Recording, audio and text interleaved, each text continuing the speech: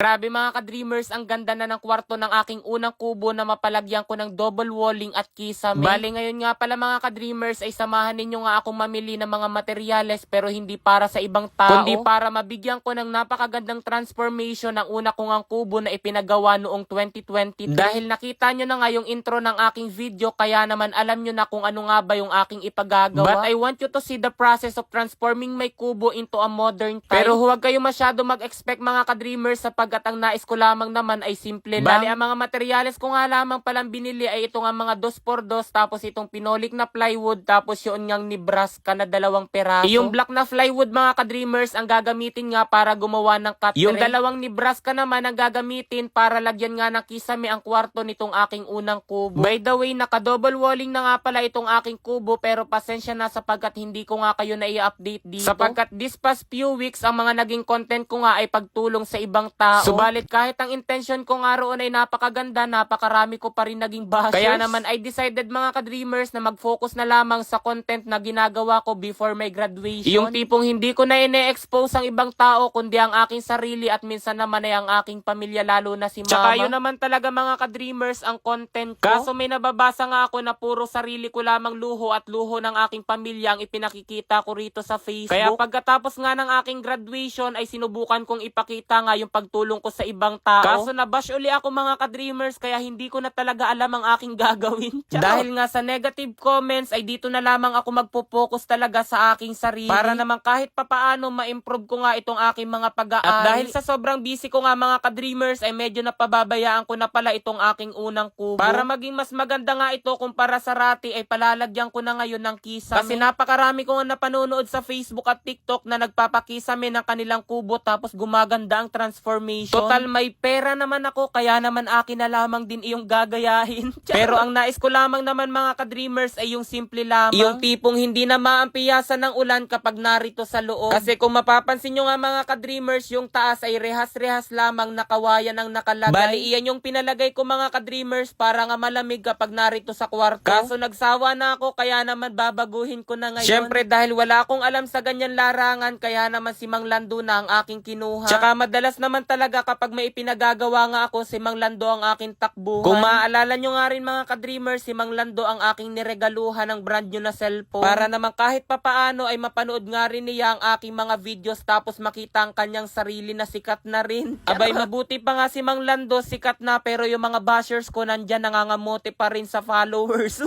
Sapagkat sinubukan ko mga ka-dreamers tignan ng aking mga commentors tapos napansin ko yung bashers ko pala ay mga aspiring na content creator. Batay nga sa aking pananaliksik, kaya wala sila masyadong followers ay dahil kulang sila sa estratehiya.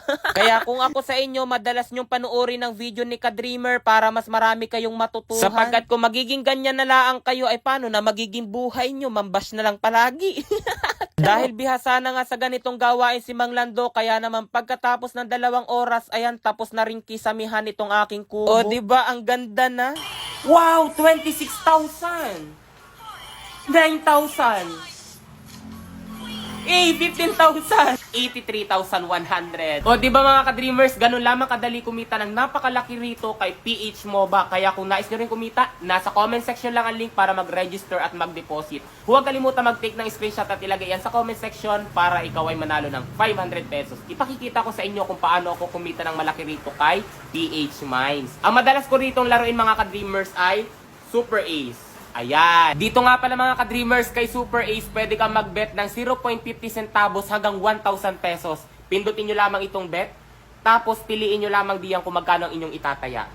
Kapag nakataya na kayo mga ka-dreamers, spin nyo lamang. Yan, ganyan. Ayan na, scatter. Ayan, 10 spins. Dito ako kumikita ng napakalaki. Play. 600 pesos. Wow, 15,600. 6,000. 3,600. 2,400. Wow, 26,000. 9,000.